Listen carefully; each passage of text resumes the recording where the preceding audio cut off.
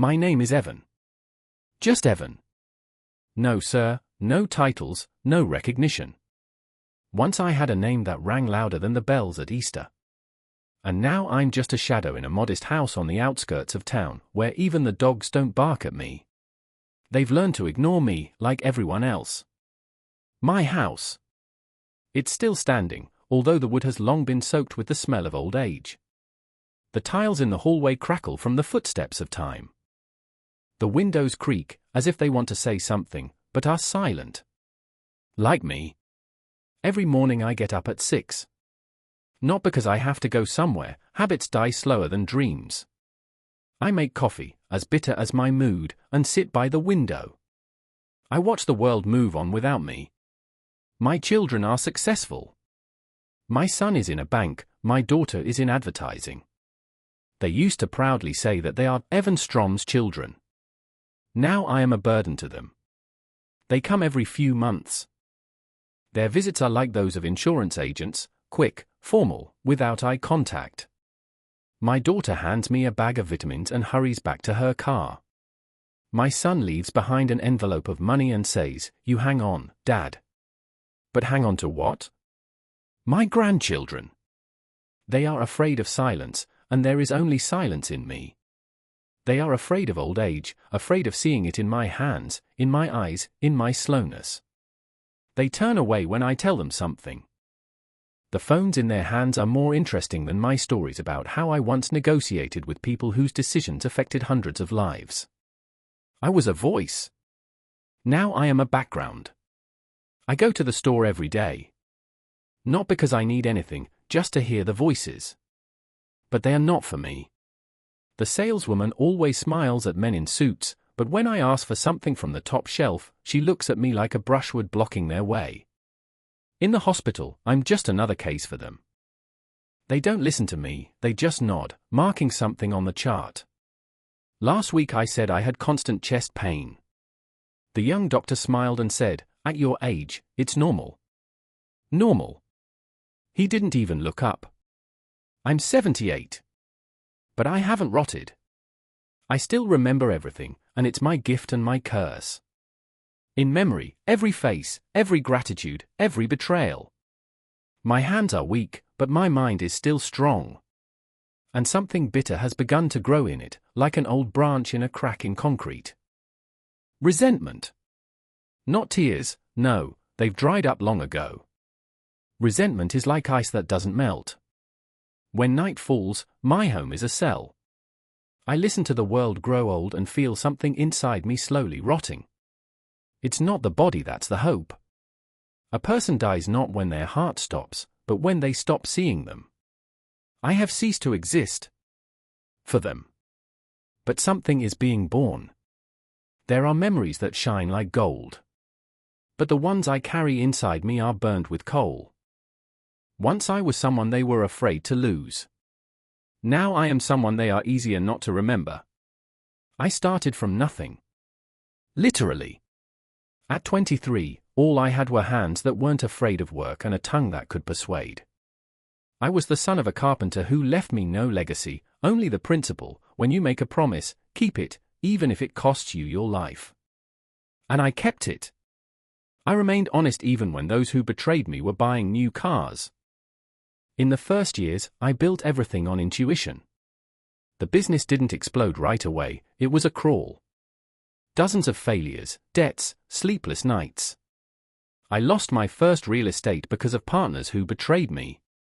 I was deceived, pushed to the edge. But I didn't break. I held out. I survived. And I rebuilt. Another company. Other people. Already with calculation. Later, they began to call me Iron, Evan Steel, that's what I was christened in business circles. I spoke, and it became action. People were afraid of my silence, because it always meant something. I created companies, negotiated at tables where sharks Saturday. But even then I did not lose my humanity. I was not a saint, but I was fair. My wife. Sarah. Light in the darkness. She always waited. She raised our children herself when I went on business trips, fought. Her eyes were home. When she was gone, it was as if I lost not only a woman, but also the foundation. Since then, I have not built any more, I only held it so that it would not fall. And no one noticed. I gave my children everything. They studied in the best schools. They were never touched by cold and hunger. I pulled them out of scandals, covered up their stupidity with money, and silenced them with lawyers. When my son stole for the first time, I made my own driver take the blame. When my daughter hesitated about having an abortion, I was the first to say, "I'll be there if you decide to keep it." And she kept it. I thought they would understand. That over the years, they would see that their father had given them everything. But they took it for granted. Like a bill that someone had paid and long forgotten. Are they not to blame? Maybe. But I'm not God. I feel it. And the rope of gratitude is slowly breaking in me, because on the other side is an abyss of indifference. Now I look at my office, once it was the heart of the business. Now it's a museum. Dust on the table, empty frames, a silent phone. Dozens of awards on the shelf, like tombstones. I lived then. And now I'm not living. And I'm not dying. I just exist. There's a notebook. An old leather notebook. I began to write down memories there, merciless, unadorned. How my son didn't come to Sarah's funeral. How my daughter said, "Dad, it's your own fault that you can't adjust to the new world."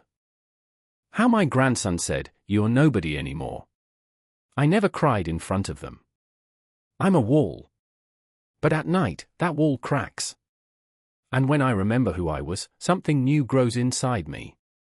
Not resentment. Not anger. Instinct. The old wolf still has teeth, even if it doesn't run anymore. They all think I'm broken. Maybe.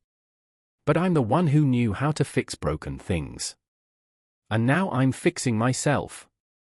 And in the process, I remember how to make things move, without noise. Without witnesses. My daughter forgot my birthday. She didn't just say hello, she called the next day and said, "Oh, Dad, you are so crazy.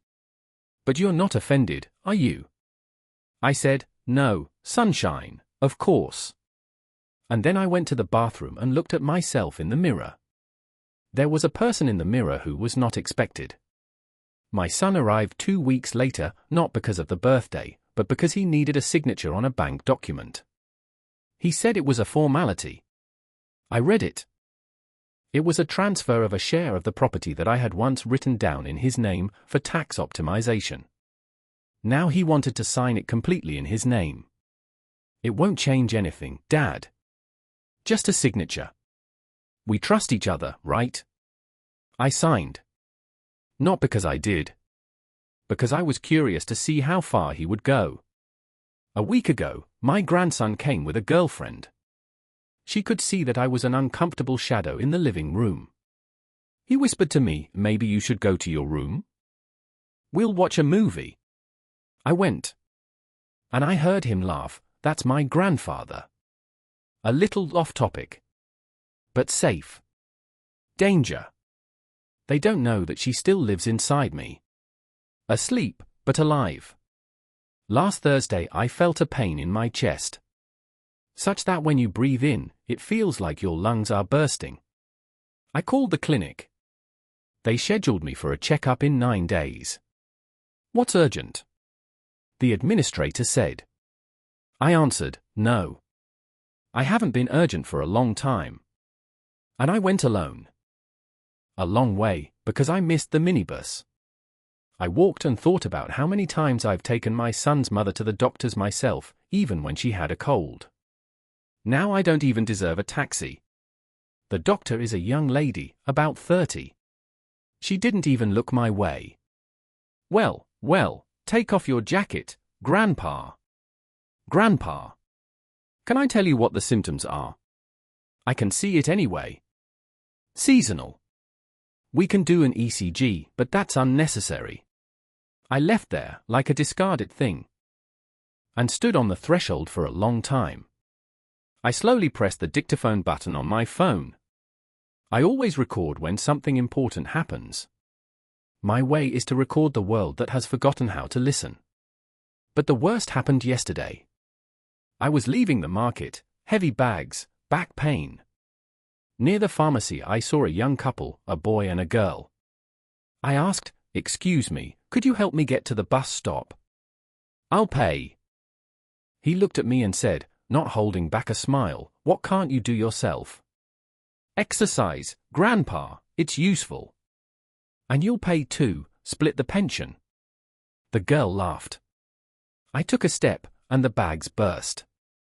The fruit rolled along the sidewalk. They just walked past.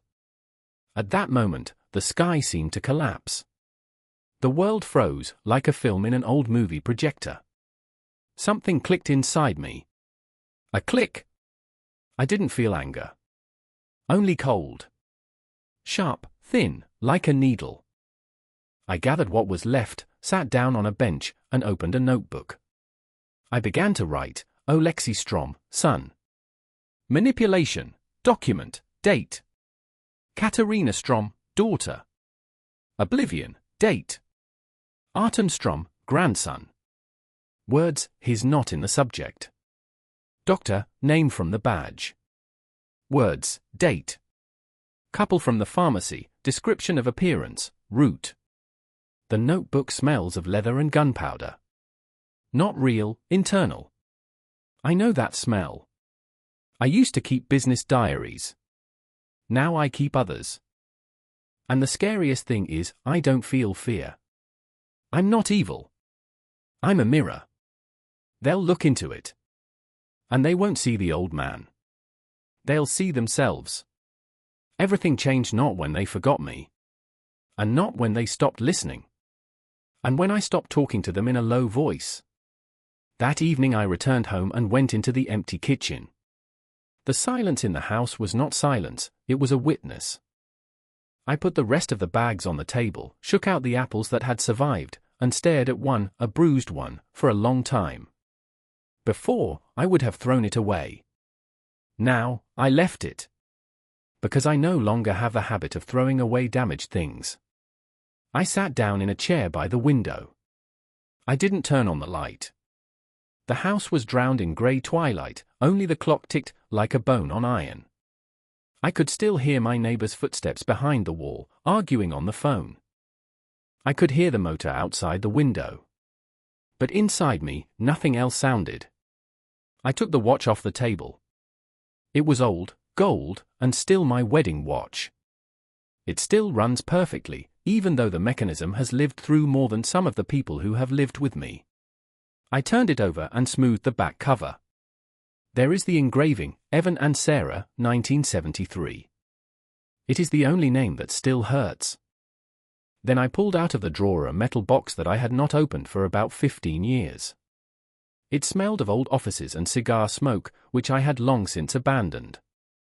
In the box was an old phone, a notebook, a flash drive, a few cards covered in dust. And business cards. Lots of business cards. Not the kind you give out to everyone. The kind people come for when there is no other choice. I folded the box on my knees and felt something inside me turn in circles. This is not youth. This is access. This is the memory of the fact that I knew how to influence not with my voice, but with silence. Before going to bed, I opened the notebook again. I made a new section. I called it Remind. The names there are not in order of hatred. There is no evil there. There is a chronology of indifference. Anyone who erased me will be forced to look at their own fingers, dirty with indifference. No more, no less. I knew, ahead was the day when I had to make the first move. I wasn't looking for the moment, I heard it. It came earlier than I expected. 2 days after the incident with the pharmacy, I had to buy new medicine. The doctor still wrote a prescription, no matter what. I left again, slowly, without haste. I was no longer in pain. Pain is the privilege of those who still want to be heard. At the minibus stop, I looked up and saw him. The same guy. The same one who had laughed then. He was standing with coffee, listening to music in his headphones. I approached. He didn't recognize me. For him, I was a disposable background. I said calmly, "Do you remember me?" He looked at me in surprise. "Oh, so you're the old man with the packages? What, help you again?" "Huh?" I looked him straight in the eye. And suddenly he fell silent. I didn't smile. I didn't say a word in response. I simply remained silent, as I had once been silent in the office when deciding who to fire from life and business. His eyes twitched. He looked around, as if searching for support in the air. I said quietly, "I heard you." And left. His coffee fell to the ground. I heard the clink of the glass, although I didn't look back. It wasn't a threat. It was a statement. He wasn't the first on the list. But he wasn't zero in my field of vision anymore. At home, I sat down at the table and finally allowed myself to look not into the past, but forward. The silence was no longer empty. The walls echoed my breathing clear and confident. Once I negotiated with the world in words. Now I will negotiate with it in its own language, through consequences. My revenge will not be bloody. My revenge will be clear. I do not want them to beg. I want them to realize. And the world will finally understand, not every old person is silence. Some are piles of ice that have not yet begun to melt. There is a strange feeling when you stop being a target and become an observer. I no longer begged, hoped, or waited. The feeling of my own silence became sharp, like a knife made of stone. I started with what I knew best, information. Not fists, not screams, a dossier. People change addresses, jobs, faces, but not nature. I had an old phone book with 50 numbers that belonged to people who either owed me money or, on the contrary, knew that I never called without a reason. The first thing I opened were the contacts of those who once worked under the table, between the lines of the law. They have long since retired or in business, but they remember, when I promised, I kept it, and when I demanded, I didn't ask questions twice. I found the old number of Marek, an accountant auditor who back then saved entire corporations from bankruptcy and hid the assets of the rich in places where even the light doesn't work. He is still alive. I called. "Evan," his voice was not surprised. "I thought you were either dead or dissolved." "I was wrong," I said. "I need to be remembered." Something big. Personal. Personal is always the most precious. I'm listening. I didn't tell him everything. I just gave him a diagram, a few names connected to each other. Not my own, others. He understood the direction. My children have been playing business for a long time, not knowing that they were building it on the sand of someone else's indulgence. I saw their weaknesses. They were no longer my secrets, but their loops. I never broke my daughter. But now her crystal-white reputation in the advertising company was a thin crust of ice. I gave Marek the name of her partner, the one who stole other people's creative ideas, hiding behind her. One anonymous letter, one file, and cracks would start to appear between them. It wasn't me who would break them, they would gnaw at each other to survive. I kept my son separate. He is a financier, intelligent but greedy. He is used to me signing everything without reading it. This time I made copies of all the certificates he had given me over the past 2 years, checked the names of the notaries, the bills. One call to the tax office, unofficial, was enough for him to start taking unexpected interest from those he had once lied to. I don't want to put him in prison. I want him to be afraid. To wake up at night and think, who betrayed me? Because the scariest thing is not falling. The scariest thing is waiting. My grandson. I don't wish him any harm. I just want to confront him with the emptiness he despised so much. I know that his father hasn't paid for his education for 3 months. I know that my daughter's family is hiding loans. If I remove one invisible support from under them, they will see the roof fall in. Let him call me then. If there is enough shame. But not just relatives. I remember everyone. The doctor. The one who told me that it was normal for me to die. I won't yell at her. But I know who her boss is, and I know what her old protocol is, which is not in line with the new standards. I forwarded an anonymous appeal. Not with a threat, but with facts. Let her explain. Even if it takes a week. Even if it takes a month. Let her feel at least once what it's like when you're not listened to. The guy from the pharmacy, I found him through my grandson's social media. He works as a delivery courier. I ordered a package in his name, address, and time. When he arrived, the door did not open. But he saw me through the peephole. I didn't say a word. I just watched. His hands trembled. I fixed my gaze and slowly closed the curtain. The man who laughed is now afraid of silence. I walk through the city like a shadow, but not as a defenseless person. I am no longer a victim. I am the one who remembers. And the one who returns. I am not interested in them loving me. I want neither gratitude nor remorse. I want them to feel that every slight they make has a reverse effect. And most importantly, I don't do it feverishly. I am cold. That is my advantage. People are afraid of the emotional. And they should be afraid of those who are silent. I don't destroy. I correct. Not with my hands, with events.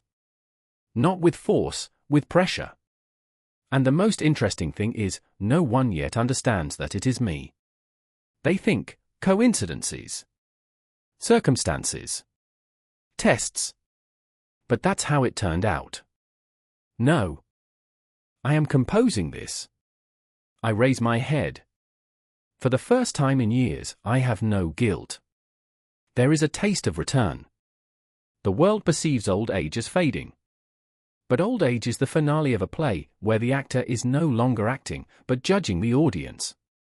The cue for the finale was as inevitable as the morning mist. Not because I had provoked the catastrophe, on the contrary, my influence was as quiet as a touch. The first results began with little things that grew in scale like cracks in glass, letters that aroused suspicion, small delays in transmissions, meetings that unexpectedly did not happen. The children of my insults could no longer despise their own reflection, it began to return to them in the mirror of reality. My son spoke first. His phone rang at night. He would wake up, read emails with suspicious requests from the tax office, feel the accounting lines he had jumped on start to hurt. He began to call, not me, but lawyers, colleagues, old partners. His voice on the phone became glassy, without the confidence I had once respected. He changed not from punishment, but from the realization someone remembered. The daughter, her reputation at the agency was shaken by the slow but irreversible erosion of grounds. She had to answer questions that had never arisen before, she had to seek obvious compromises and defend what she had so easily taken for granted. Her eyes began to fall more often on old family photographs, once I noticed her sobbing quietly and sharply near the window. Not out of pity. Out of understanding. This was also a lesson. The grandson, he felt a colder blow. The loss of support changed him not instantly, but inevitably, from the financial wiring that had guided him through the trials of student life, one detail suddenly disappeared. He felt the fear of returning to a world where you have to build bridges yourself. His pride, the one that had been cruel to me, was replaced by shame and, perhaps, the fear of doing the same to others. The doctor received letters, her management, inquiries. She stood under the rays of interest where she had previously been untouched. She talked to her colleagues, got lost in arguments, and for the first time in her life felt how difficult it was to explain something that had not previously been considered important. I did not watch them fall from the window of superiority. I saw their usual comfort slowly melt away. This was not violence. This was an awakening. An awakening is a painful process. No one came out to my yard with a bouquet. No one applauded my return. My victory had no audience, it was private, a shadow of understanding appeared in their eyes. And that was enough. There were conversations in the neighborhood. People began to look differently when I walked down the street. Not with weapons, not with horror, with the respect that they had previously replaced with indifference. When I entered the store, they no longer turned away from the saleswoman, but simply made room. This did not happen overnight. It is the result of a network of small adjustments that I carefully placed. And I felt what they call a bittersweet relief. My heart did not leap for joy. I was not fired by revenge, it was a cold and precise mechanism that restored a balance I thought had been lost. Some would say I was punishing. Perhaps. But I did not want to destroy, I wanted to restore dignity. And to do that, sometimes you have to shake up those who are used to keeping you on the sidelines. I learned an important lesson in that cohort of nights: old age is not a sentence. It is the performance of a completed life, the moment when a voice has the right to be heard not because it is louder, but because it is wiser. My right to respect did not depend on the number of grey hairs, it depended on whether I was remembered as a person. I did not become a saint after that. I did not feel forgiveness on myself. But I felt instrumental power, the power that knowledge and patience give you. I learned not to forgive easily, but also not to destroy in vain. My revenge was a lesson, subtle and long: show a person their own flaws in the mirror, and they will either correct themselves or break from the realization. For the last time I sat in my chair by the window and looked carefully at my reflection in the dark glass. There sat a man who had lost a lot, but who had also regained something important: his place. My voice became quiet, but it became mine. And in that silence, I realized that the true power of old age is not in power over others, but in the right to demand human treatment. The right I regained was not through shouting, but through cold, carefully considered action. The world remained complex. The family was half-baked. But now they see. And that is enough to know, I am no longer someone who can be left in the shadows. And I have learned to live with the shadow in a completely different way, not as a place of submission, but as a place from which to observe and, when necessary, intervene. I have not changed the world. But the world has relearned to look. And I, Evan, have learned not to forgive lightly, but also not to give myself the right to destroy unnecessarily. This is my lesson in old age: dignity is something that can be defended quietly. And anyone who once thought that old age was weakness now saw in my eyes a different truth: strength can be hidden in quiet determination. I learned not to forgive lightly, but also not to give myself the right to destroy needlessly. This is my lesson from old age: dignity is something that can be quietly defended. And anyone who once thought that old age was weakness now saw in my eyes another truth: strength can be hidden in quiet determination. I learned not to forgive lightly, but also not to give myself the right to destroy needlessly. This is my lesson from old age: dignity is something that can be quietly defended. And anyone who once thought that old age was weakness now saw in my eyes another truth: strength can be hidden in quiet determination. Subscribe and like, and send the video to your friends.